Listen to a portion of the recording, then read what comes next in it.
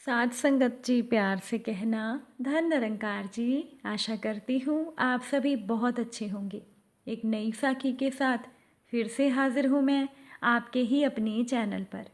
साथ संगत जी, हम जाने अनजाने अपने आसपास के व्यक्तियों की निंदा करते रहते हैं, जबकि हमें उनकी वास्तविक परिस्थितियों का ज्ञान नहीं होता। साथ संगत जी, निंदक हमेशा दूसरों के पाप अपने सिर पर ढोता रहता है और दूसरों के द्वारा किए गए पाप कर्मों के फल को भी भोगता है। इसीलिए हमें हमेशा निंदा से बचना चाहिए। और आज की साखी इसी विषय पर आधारित है। चलिए आज की साखी सुनते हैं। साथ संगत जी, एक बार की बात है, किसी राजा ने ये फैसला किया कि वो प्रतिदिन 100 अंधे लोगों को खीर खिलाया करेगा।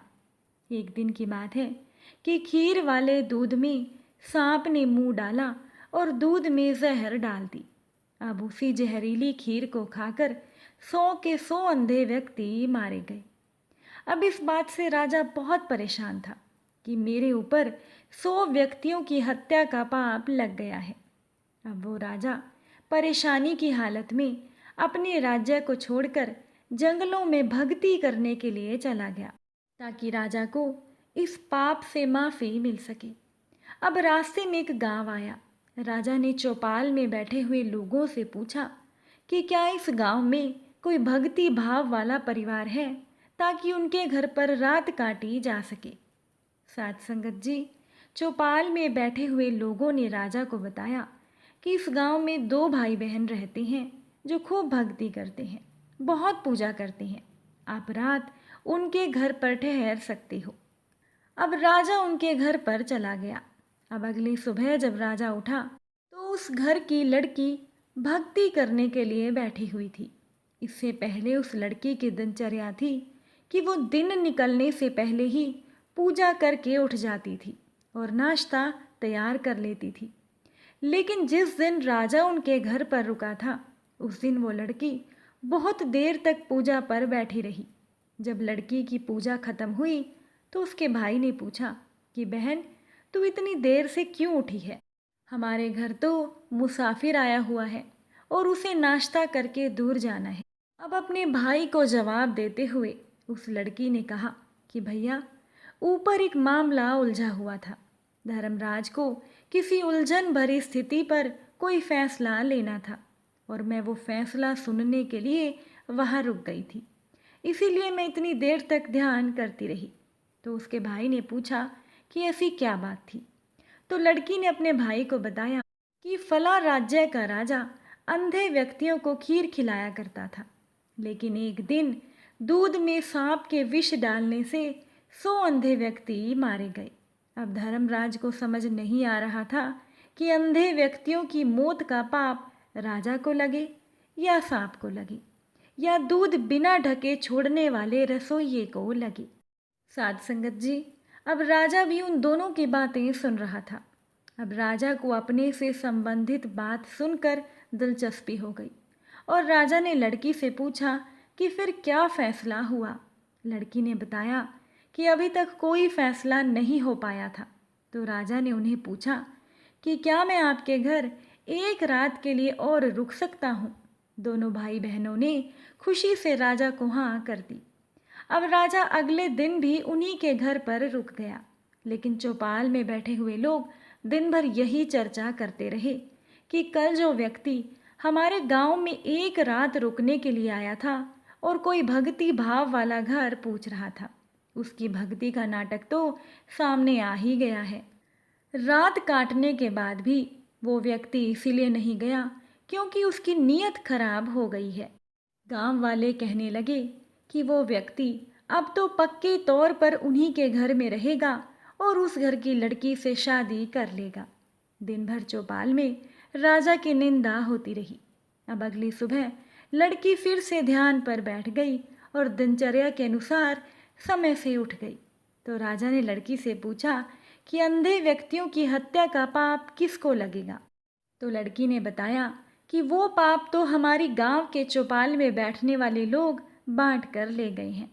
साध संगत जी, निंदा करना कितना घाटे का सौदा है।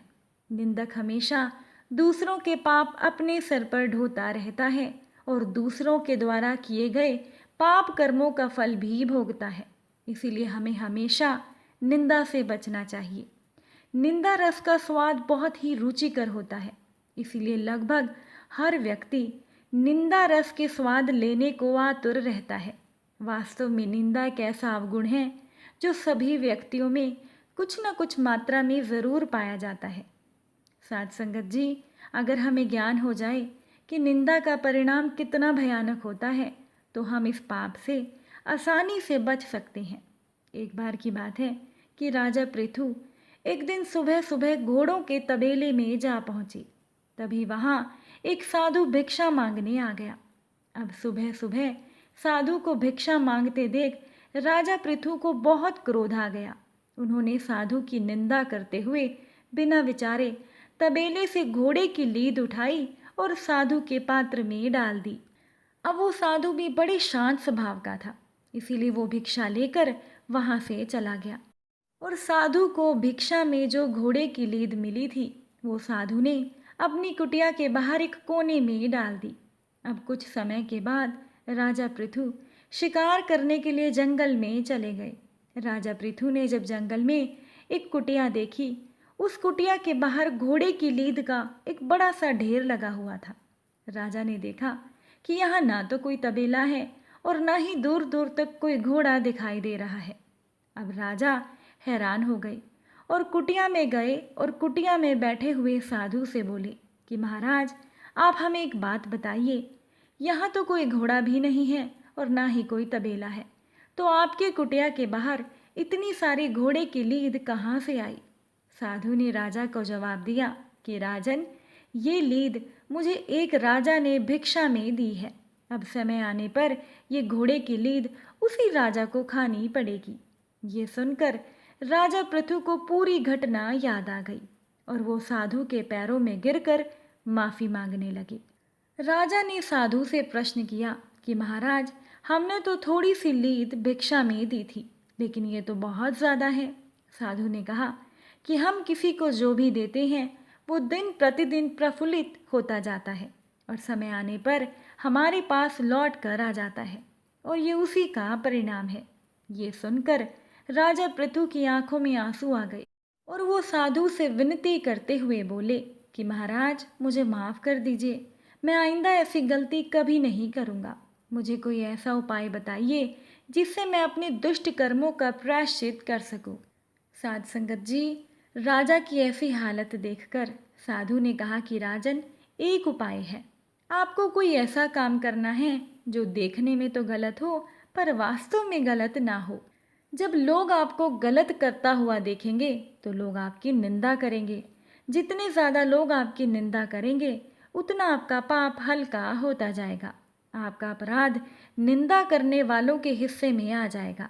ये सोचकर राजा पृथु ने महल में आकर बड़ा सोच विचार किया और अगले दिन सुबह शराब की बोतल लेकर राजा पृथु चौराहे पर बैठ गए।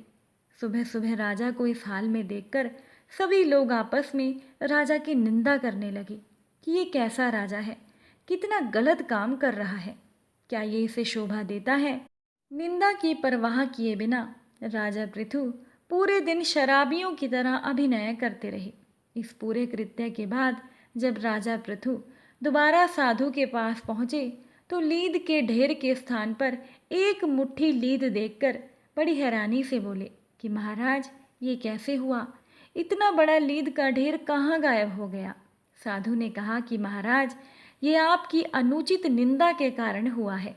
राजन, जिन जिन लोगों ने आपकी निंदा की है, आपका पाप उन सब में बराबर बराबर बट गया है।